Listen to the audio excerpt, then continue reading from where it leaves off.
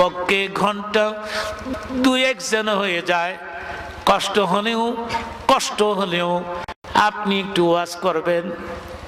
আমি ওয়াজ করে কোনো টাকা নেই না, এমনি মানুষ অযথা আমার বদনাম করে।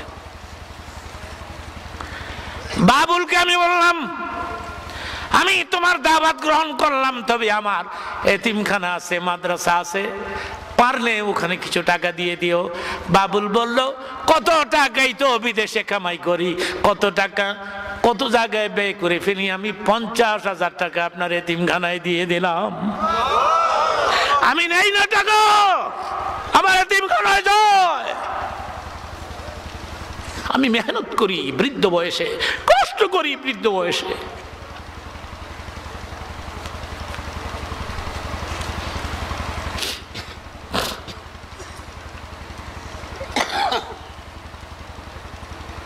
ইমাম হোসেন ডাক দিয়ে বলে, বিবি রে বিদায় দাও রে, বিবি কারবালায় যাই।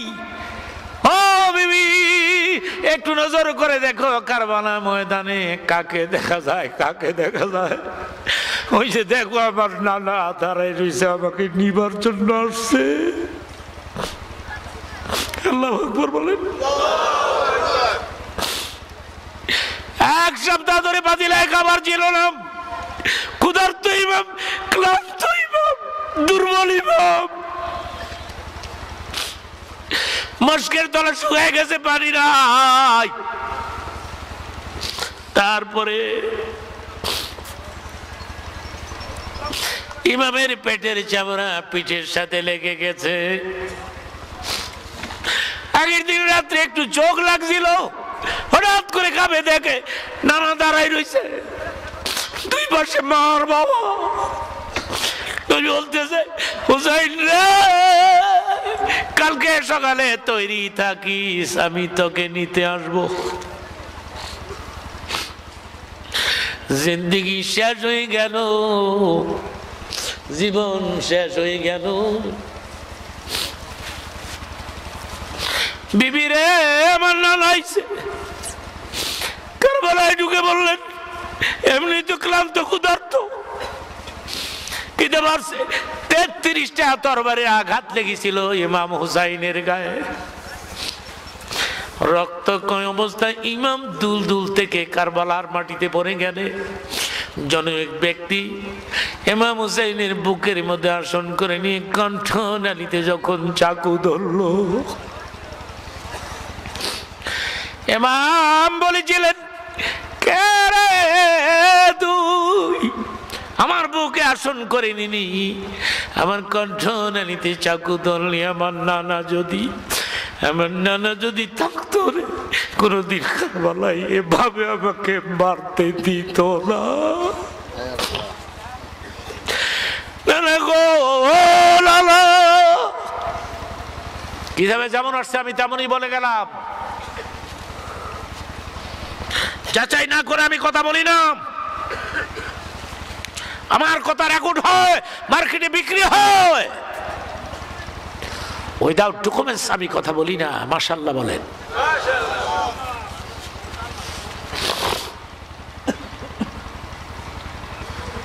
গলাটা কেটে দিলাম, খোদার আরশ কাঁপতেছিল। শহীদ হওয়ার আগে নানা নানা বলে যখন চিৎকার মেরে ডাক দিয়েছিল, নবীর একজন বৃদ্ধ সাহাবী বলে, খোদার কসম, আমি দ্বীনের নবীকে কারবালায় আসতে দেখেছি। বলেন আল্লাহু আকবার বলেন। গতির জন্য নয়, চেয়ারের জন্য নয়, এমপি মন্ত্রী মিনিস্টার হওয়ার জন্য নয়, তিনি জীবন দিয়েছেন নানার আদর্শ বাস্তবায়িত করার জন্য। চিৎকার মেরে বলেন আল্লাহু আকবার। সুতরাং তিনি শহীদ হয়েছেন। যে আয়াত দিয়ে আজকের আলোচনা আমি স্টার্ট করেছিলাম, ওয়ালা তাকুলু লিমান ইউকতালু ফি সাবিলিল্লাহি আমওয়াত বাল আহইয়াউ ওয়ালাকিন লা তাশউরুন। আমি আজকে একটা দোয়া করব। যুবক বাবারা আমার দিকে তাকাও, যুবকদের সংখ্যা মাহফিলে বেশি দেখাচ্ছে, মারহাবা বলো, জোরে বলো মারহাবা। আমি আজকে কি দোয়া করব জানো? তোমাদের জন্য দোয়া করব, তোমাদেরকে আল্লাহ পাক ইমাম হুসাইনের চরিত্র দান করুন, ইমাম হাসানের ক্যারেক্টার। মুরব্বীরা আপনাদের জন্য কি দোয়া করব? আমাদেরকে আল্লাহ হযরত আলীর চরিত্র দান করুন। চিল্লায় আমিন বলতেও পারেন না? আবু বকরের চরিত্র, হযরত আলীর ক্যারেক্টার, ওসমান গনির চরিত্র, ইমাম হাসানের ক্যারেক্টার, ইমাম হুসাইনের চরিত্র। আজকে দেশটা কি হয়ে গেল দেখেন। মুরগির বাচ্চা জবে করতে মায়া হয়, মানুষ জবে করতে মায়া হয় না, ঠিক কিনা বলেন? স্কুল কলেজ ইউনিভার্সিটির ছাত্র বন্ধুরা, ইয়াং সোসাইটি যারা আছেন, আমি আপনাদেরকে বলবো, আমি জানি না এখানে এমন কোন লোক আসছেন কিনা আমার প্রোগ্রামে যে আপনি মানুষ খুন করেছেন, আমি জানি না। যদি এসে থাকেন তাহলে আমি আপনাকে গ্যারান্টি পত্র দিতে পারতেছি না যে এই মুনাজাতে এখন যে হাত তুলবো, এই মুনাজাতে আল্লাহ আপনাকে ক্ষমা করে দিবেন, এই গ্যারান্টি আমি আপনাকে দিতে পারতেছি না যতক্ষণ না যাকে খুন করেছেন সে যদি আপনাকে ক্ষমা না করে। ছোট্ট একটা হাদিসের কথা বলে তওবা করব। যুবক বাবারা, ওয়াজ তো মনে থাকতো না জানিওই, এখন যে কথাটা বলবো এটা তোমাকে মনে রাখতে হবে। হাদিসটা বুখারীতে আসছে, আপনি যদি কাউকে খুন করেন, আমার দিকে তাকান, আপনি যাকে খুন করেছেন হাসরের ময়দানে ওই খুনাখুনি বন্ধ করে দাও। কে কোন দল করেন আমি জানি না, আওয়ামী লীগের ভাইরা, বিএনপির ভাইরা, জাতীয় পার্টি, আমাদের পরিচয় হলো আমার মুসলমান, ঠিক কিনা বলেন? একটু জোরে বলেন, ঠিক কিনা? একটা না 2 ঘন্টা আমি এত জোরে কথা বলতে পারলাম, আপনারা উত্তরটা জোরে দিচ্ছেন না, ঠিক কিনা বলেন? নারে তাকবীর, নারে রিসালাত, আহলে সুন্নাত ওয়াল জামাত, মারহাবা বলেন, মাশাআল্লাহ বলেন। যুবক বাবারা, মানুষের মতো মানুষ হও, সলিড মুসলিম, একজন পিওর মুসলমান হও। আরেকটি হাদিসের কথা বলে ফেলি আধা মিনিটে। তুমি আজকে দেখো কিয়ামত পর্যন্ত ইমাম হাসান হুসাইনের তারিফ করবে মুসলমান, ঠিক কিনা বলো? ঠিক কিনা বলো? বলো। তুমি মরে গেল, আমার দিকে তাকাও, তুমি মরে গেল, এই এলাকার লোকেরা, গ্রামের লোকেরা জীবনভর তোমার জন্য দোয়া করবে। তোমাকে এই ধরনের একটা জীবন কামাই করতে হবে।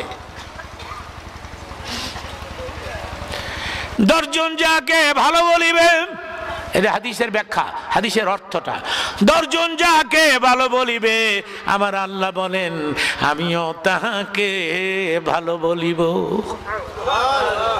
তুমি মরে গেলে এলাকার লোকেরা যদি ভালো হইছে, মুচ্ছাটায় মারা গেছে, সন্ত্রাসটায় মারা গেছে, মদখোর, ঘুষখোর, নাম্বার 1 বেনামাজি, কয় বন্ডরায় বলে মারা গেছে, মানুষ খুশি হয় যদি তোমার মৃত্যুর সংবাদ শুনে। 10 জন যাকে ভালো বলে না, আমার আল্লাহ বলেন আমিও তাকে ভালো বলি না। নামাজটা তো পড়তেই হবে নাকি? নামাজ বাদ দিলে চলবে? কথা কয় না, নামাজ বাদ দিলে চলবে? অনেকে টেলিফোনে ঢাকাতে আমাকে বলে যুক্তিবাদী, ফজরের নামাজটা মাফ করে দেন, দরকার হইলে আসরের নামাজ 2 বার পড়বো না, আসর 2 বার পড়বো, ফজর 1 বার পড়তো না। এই যে আমার সামনে বসে আছেন এক ঝাঁক মৌমাছির মতো, কে কে ফজরের নামাজ পড়ে নাই আল্লাহ জানে।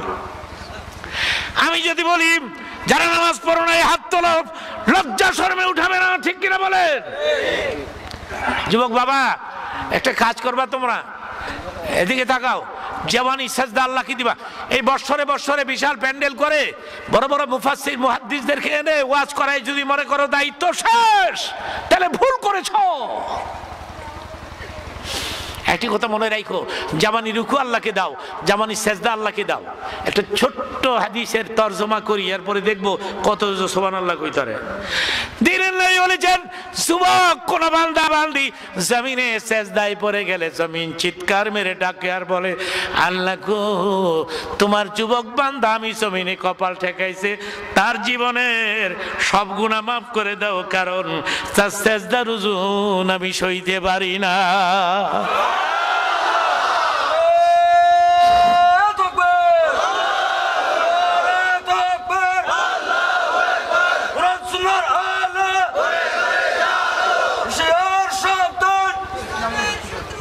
কত রঙের স্লোগান বাড়িছে।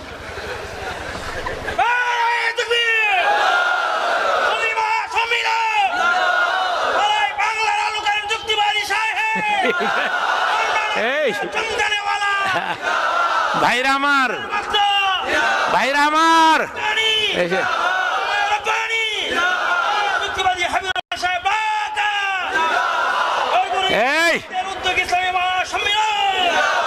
চিল্লায় বলেন আল্লাহু আকবার। আগামীতে আমি যদি আরেকবার আসি আমার বড় ছেলেকে নিয়ে, আমার বড় ছেলে মাওলানা আবু বকর সিদ্দিক কামিল পাশ করেছে, ইউনিভার্সিটি শেষ করেছে, ওয়াজ আরম্ভ করেছে, একবার মাশাআল্লাহ বলেন। আগামীতে আরেকবার আসলে খুশি হবেন। এইবার লোকজন তেমন হয় নাই, কারণ যুক্তিবাদী আসে না, না আসে কালকে হরতাল, তারপরে জনম কুয়াশা নাজিল হইছে। ভিতরে তো কুয়াশা নাই, বাইরে যে কি কুয়াশা আল্লাহ জানে। আমি কেমনে যাব? বিশ্বনাথ আলিয়া মাদ্রাসার যিনি পরিচালক ছিলেন, প্রতিষ্ঠাতা ছিলেন, ওনারই সুযোগ্য সন্তান তিনি মৌলানা নোমান, তিনি বর্তমানে প্রিন্সিপাল, বহুত বড় আলেম, আমার বাম পাশে বসে আছেন। তার বাপ ছিল আমার বন্ধু মানুষ। এলাকায় আসলে আমি ওখানেই প্রথম উঠি, ভাবতেছি এই কুয়াশা ভেদ করে কি করে যাব। আমি চেষ্টা করব আমার ছেলেকে নিয়ে আরেকবার এসে, তখন আল্লাহ যদি দেশের পরিস্থিতি ভালো করে দেয় আবার দেখা হবে। যেমনে নামাজে এমনি বসেন, নামাজের শুরুতে বসেন, কষ্ট হলেও একবার আলহামদু পাঠ করেন, 3 বার খুলফু আল্লাহটা পড়ে নেন, সবাই একবার করে পড়ে নেন, একবার আলহামদু 3 বার খুলফু আল্লাহ পড়ে নেন, সবাই পড়ে নেন। বিসমিল্লাহির রহমানির রহিম, আলহামদুলিল্লাহ, বিসমিল্লাহির রহমানির রহিম, কুল হুয়াল্লাহু আহাদুন আল্লাহুস সামাদ লাম ইয়ালিদ। বিসমিল্লাহির রহমানির রহিম, বিসমিল্লাহির রহমানির রহিম। আমার সঙ্গে বলুন।